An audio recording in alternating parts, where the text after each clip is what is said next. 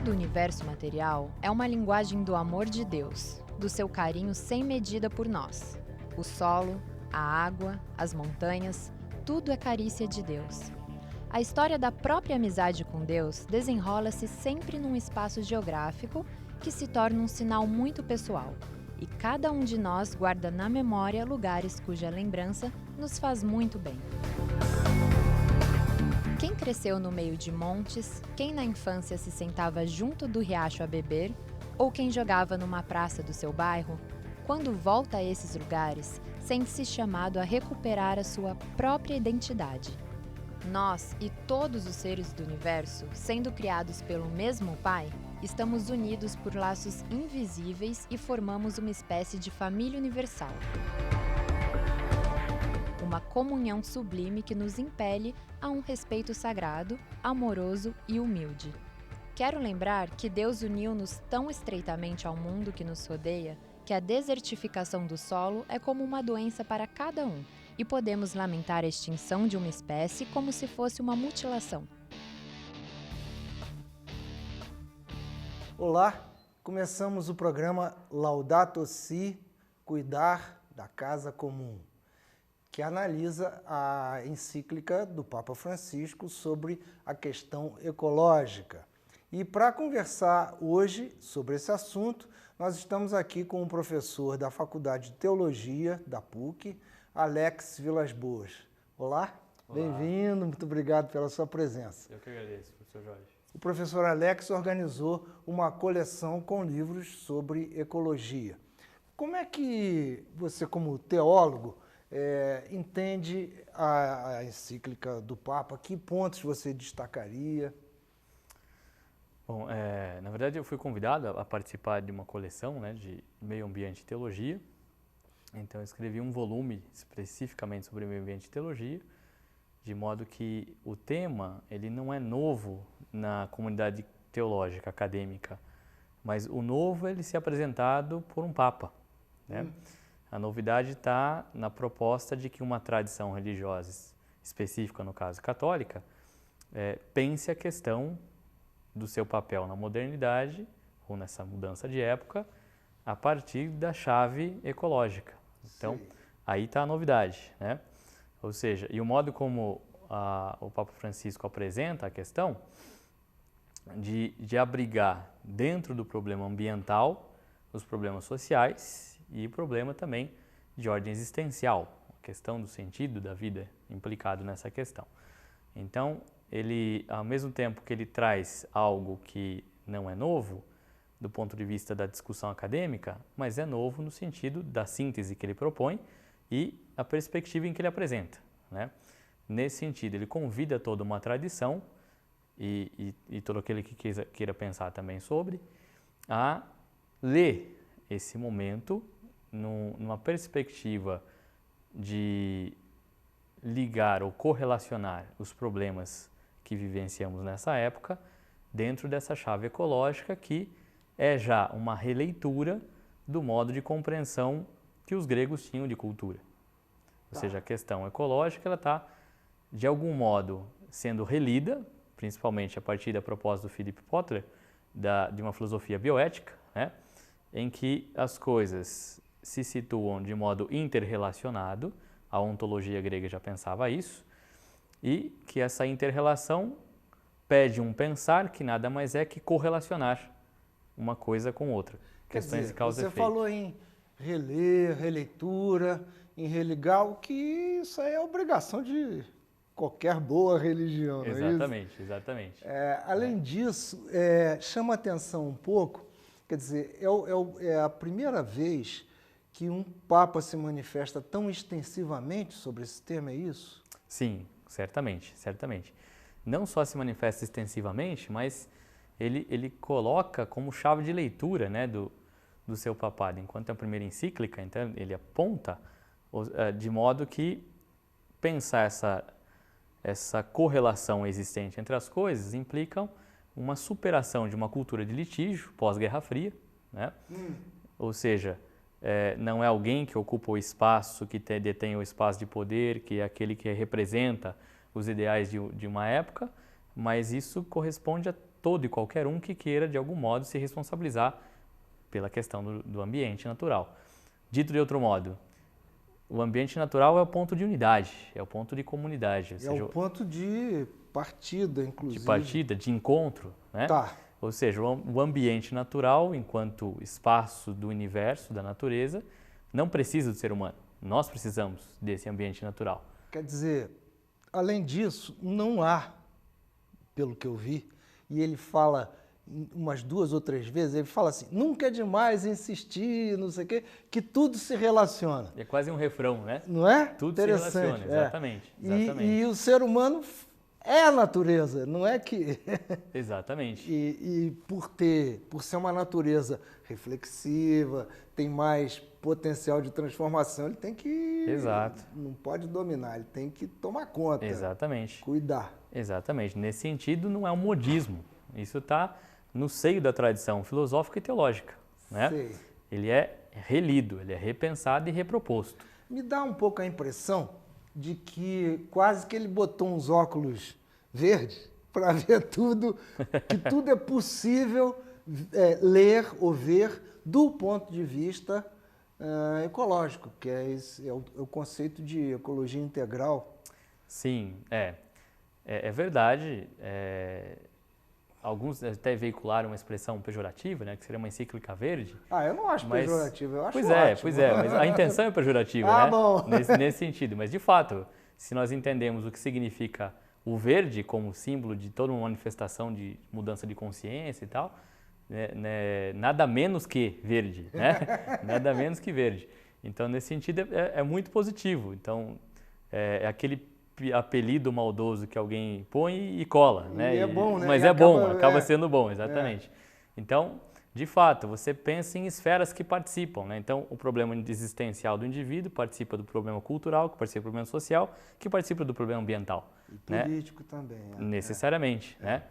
Então, você está dentro de esferas que participam. E na base está o espaço que a gente participa, o espaço desse ambiente natural. O meio ambiente como meio humano de se relacionar com o ambiente natural, no qual a consciência dessa relação com a natureza, ela se dá via uma consciência teológica que ele elege Francisco de Assis, né, para essa chave de leitura. Então, Laudato Si, já dizia o professor Alfredo Bozzi, que inaugura a literatura italiana, e nesse sentido... Esse Cântico das Criaturas? O Cântico das Criaturas, exatamente, Ele põe o início da literatura italiana com o Cântico das Criaturas. O Laudato Si. Laudato Si, exatamente. E nesse sentido, você tem uma preocupação ambiental, mas com significado de cuidado, como aquele que é co-criador da natureza, né? Criação é uma coisa, natureza é um outro conceito. Mas ler a natureza dentro de uma teologia da criação coloca todos nós como co-criadores, co-cuidadores desse sentido. O que me chamou a atenção é que, eu te pergunto, que ele quase que mudou o paradigma, quer dizer, ele chega a falar ele bota no mesmo texto Plâncton e a Santíssima Trindade. Ele coloca a ecologia das relações humanas, dizer muito obrigado, por favor e tal, e Nossa Senhora. Quer dizer, ele está juntando coisas que aparentemente tem outra dignidade, não é isso? Uhum. Tem uma dignidade diferente entre si, mas na verdade não tem. Exato, exatamente. Me parece muito propício, né, dessa dinâmica um pouco até de Inácio de Loyola, do qual ele é um representante fidedigno, né, de pensar o bem mais universal, né? Então, aquilo que eu estou fazendo enquanto uma ação isolada, como é que eu posso pensar no aspecto mais amplo, como é que atinge mais pessoas, né? E nesse sentido, as esferas de participação, né? Então, a esfera primeira, que também é a relação mais imediata, que é a relação com a natureza, em São Paulo talvez não seja em alguns espaços, mas é no sentido que é onde se solidifica uma sociedade, também é a relação última, porque eu estou pensando daqui quais são as correlações todas, né?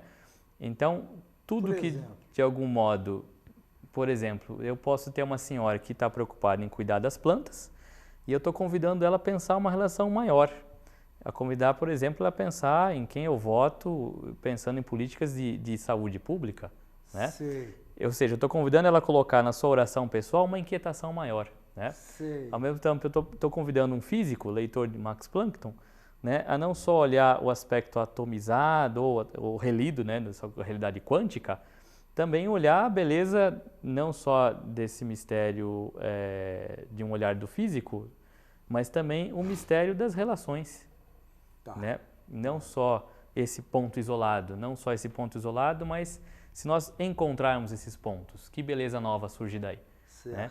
Então, essa cultura de encontro vem muito nessa perspectiva do Francisco de nós precisamos nos encontrar, Sei. né? E aí me parece que ele sai daquilo que o Pierre Levy fala de um mau uso da abstração, que é uma lógica de rótulos, né? Já na Evangelii Gaudium ele fala isso, do privilégio do tempo em relação ao espaço. O que é a Evangelii Gaudium, por favor? Muito bem, Evangelii Gaudium é uma proposta de ler a evangelização no mundo contemporâneo, que é uma tarefa que já começou com Paulo VI. Sei. Depois, João Paulo II propõe uma nova evangelização. Nesse sentido, cada um está lendo a questão da evangelização. E Francisco agora está propondo a sua leitura de evangelização no mundo moderno, né? Tá. Que passa por essa cultura do diálogo, passa por essa cultura do cuidado, do integral, do encontro, das coisas interrelacionadas e tal. E nesse sentido, a alegria do encontro com o diferente, né? Então essa disposição de ver no diferente não só alguém que pensa diferente ou um potencial adversário, mas alguém que me ajuda a perceber o que eu não enxergo. Quer dizer, somos todos habitantes desta casa comum. Desta casa comum, exatamente. Seja um plâncton, seja um papa. Exato, sim, exatamente. Né? Uma coisa que eu acho interessante é a ideia de que tudo se relaciona. Quer dizer, isso daí tem um pouco a ver com Teilhard de Chardin, com Einstein. Muito, com certeza, muito, né? Que não são teólogos os dois. O Teilhard mas o Einstein também tinha uma visão. A rigor, o Chardin também não é teólogo, né? Ele é um paleontólogo, mas muito ligado à espiritualidade. Sim, tem a formação básica de sacerdote, jesuíta, mas não é teólogo stricto sensu, de academia, né? Mas tem uma visão belíssima, tem um meio divino, por exemplo, em que ele relata, ele está numa situação de refúgio de guerra e tal, e ele vai celebrar a missa no domingo, mas não tem nada para celebrar. Então ele oferece a areia, ele oferece o sol, oferece a luz, então ele tem esse olhar poético dessa espiritualidade que vem dessa dinâmica, né, de ver as coisas de modo interrelacionado. Então, ele certamente, Chardin, é doador de uma espiritualidade que permeia o ambiente do Vaticano II, de onde o Francisco é herdeiro direto, né? Então, certamente, Chardin tem nessa perspectiva. Agora, também é uma categoria muito importante a ideia de discernimento que está presente em Francisco. Tem uma cena que eu gosto de falar para ler Francisco, da vida de Inácio de Loyola, em que Inácio deseja seguir Francisco, né, como modelo de vida, Francisco de Assis. Sim.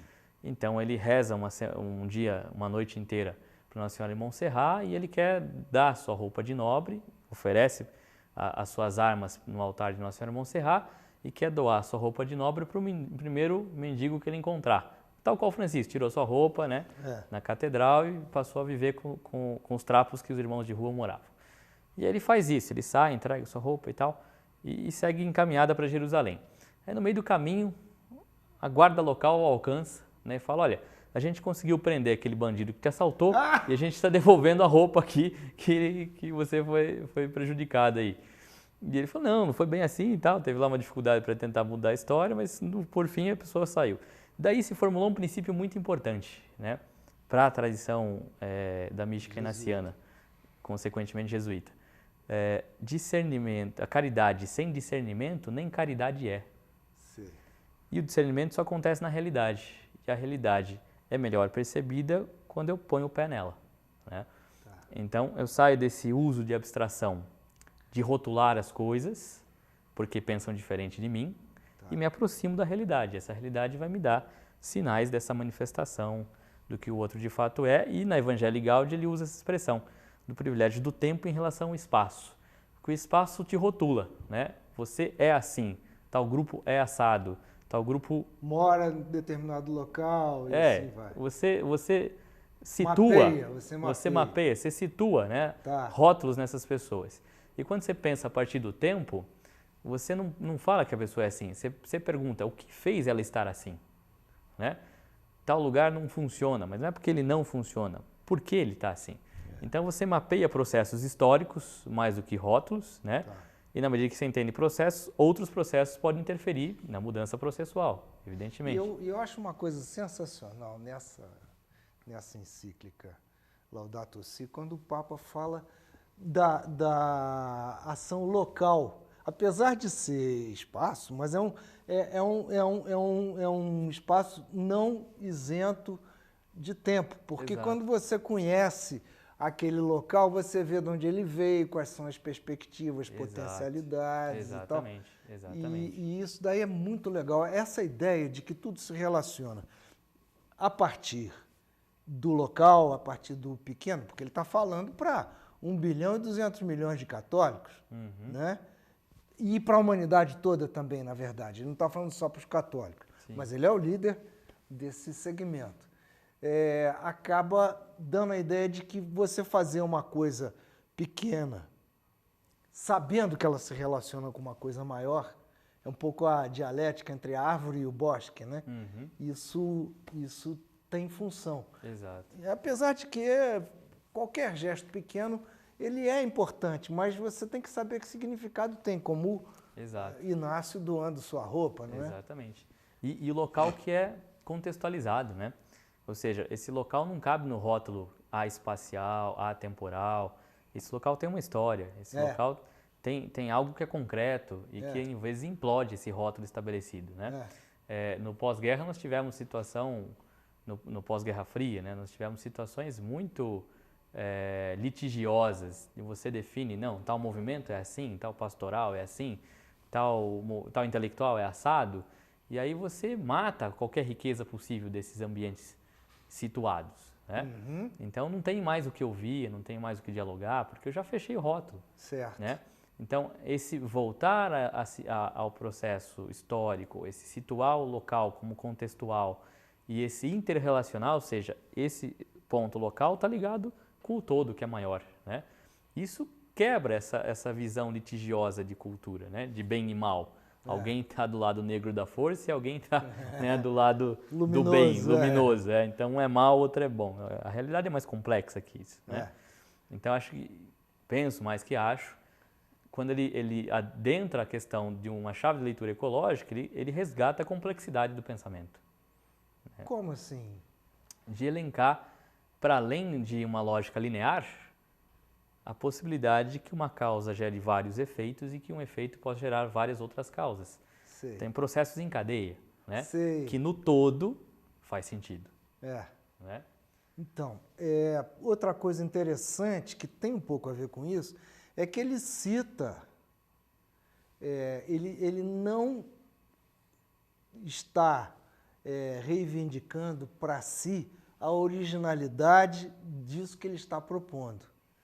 Quer dizer, para começar, ele está submetendo à inspiração de Francisco de Assis. Mas, afora isso, ele cita cerca de 22 conferências de bispos de vários países. Isso é interessantíssimo, quer dizer, isso dá uma autoridade, ele chama os amigos para reforçar, né? Com certeza. E não só isso, também como ele cita o patriarca Bartolomeu e ele cita um imã muçulmano também, não é? Pois é, exatamente. Tem uma originalidade que é casar tudo isso, né? Pois é, ele costura. Essa costura é original. É. Né? Agora, de fato, e me parece uma postura muito dele de se apresentar como bispo de Roma, de ser primus inter pares, né? O que é isso? Que é uma perspectiva do magistério petrino, no qual se favorece essa dinâmica mais conciliar, né? Ou seja, ele também é pontífice, mas ele prefere ser entendido como primos inter pares. Mas pontífice é aquele que faz ponte, então ele está fazendo ponte. Pois né? é. No entanto, como primos inter pares. Primos O modo como ele estabelece... é o primeiro entre iguais. Entre iguais. O modo como ele estabelece essa dinâmica pontifícia é que faz diferença. Né? Em suma, porque, o Papa não seria o Papa não seria o patrão dos outros bispos, mas ele seria um articulador, primeiro de um colégio. seria o capitão do time, talvez. Pois é, sim. Há uma autoridade que favorece a autoridade do outro. Né? Certo. Então, porque o título pontífice ele é emprestado, né, do Império Romano, e aí o pontífice, historicamente, no Império Romano é o imperador. Né? Ah, tá. Então, como é que você governa a igreja? Com Maximus Pontífice, que é como o imperador romano se chamava, então, a palavra final de tudo, ou primus inter pares. Né? Então, não nega a função pontifícia, mas o modo de executá-la é alterada substancialmente. Ele é um colega dos outros bispos, só que tem uma presidência, própria. Tem uma presidência, evidentemente, que é presidir a unidade na caridade, né? Esse é o termo mais antigo, dentro de um sentir com a eclésia. Ou seja, há um sentir essa igreja viva na sua localidade, nas suas experiências. Que não são só os bispos, aliás, a igreja é muito maior do que Exato, e essa é uma bispos, categoria. Os sacerdotes, todos são os leigos, todo mundo Exato, e é uma categoria extremamente importante que ele resgata, que é o sensu fidelium, o sensus fidelium, né? Que é o modo como o povo percebe as questões de fé, que não são só questões teóricas, conceituais, mas em última instância é o modo de ser. Né? Sei. Então, o modo de ser cristão percebido pelo povo também é um lugar teológico, ou seja, também é um lugar para se dar atenção, para se repensar o todo. E para se aprender sobre... Para se aprender, exatamente. Ou seja, esse povo, em sua experiência mais ou menos organizada, mais ou menos profunda, intuitiva, vivencial, tem algo a dizer para o magistério. Né? Então, tem um magistério desse sensus fidelium, tem algo que essa experiência me ensina. Tá. Deixa eu te perguntar, esse documento, do ponto de vista do teólogo, que importância ele tem para ajudar a resolver, e ele fala várias vezes que é urgente, etc., essa urgência ecológica. Que influxo que um documento desse, uma encíclica como essa pode ter? Bom, como você bem disse, ele é chefe de um segmento da sociedade, né? E lidera uma população expressiva. Então, na medida... É o equivalente a uma China. Uma China espalhada, né? Então, essa manifestação expressiva, evidentemente, ela interfere nos espaços de decisão, interfere na cultura do cotidiano, como é que nós lemos a questão de modo diferente. Então, é claro que uma carta, ela tem...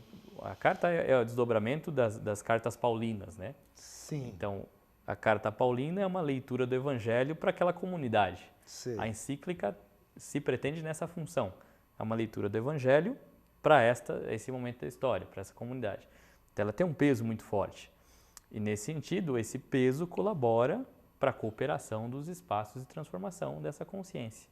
Né? E a gente tem manifestações desde do cotidiano das pessoas no seu dia a dia mais simples, digamos assim, até as manifestações de espaços políticos, de convênios que se estabelecem, de tratados em que as pessoas, os espaços representativos como né, o encontro que você vai ter na França, né? Em Paris. A Conferência do Clima. De tratados que você está dizendo, chefes de Estado estão dizendo, a gente se compromete né? Mobilizado por uma grande liderança que também é, em última instância, política também. Né? Também, claro. Então, essa representatividade de uma comunidade organizada em torno da fé, mas também como uma forma política, um chefe de Estado, mobiliza várias forças da sociedade em função desse tema. Quer dizer, também assim, aquela senhorinha que você citou no início da nossa conversa, que faz uma horta ou faz um jardim, quer dizer, ela já tem um espírito para exigir coisas maiores, quer dizer, exigir coisas de maior âmbito, participar de coisas que tenham uma abrangência maior. Exato, exatamente. É engraçado porque, assim, antes de ser uma encíclica, antes do tema ecologia estar presente, uma encíclica papal, o tema da teologia acadêmica não tinha muita adesão, né?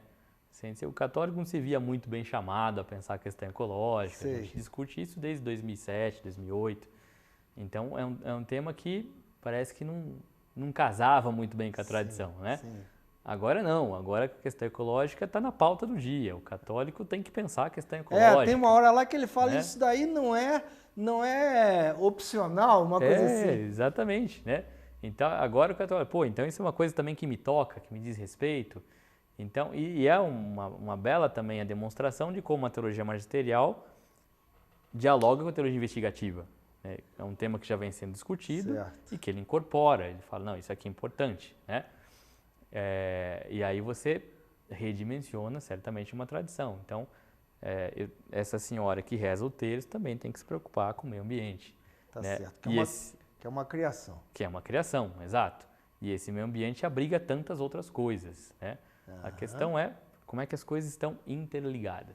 Muito bem, Alex Vilas Boas, teólogo da PUC, agradecemos a tua aula maravilhosa, a tua reflexão. Eu que agradeço o convite e um bate-papo. Isso. E você fique com a gente. Laudato Si, cuidar da casa comum.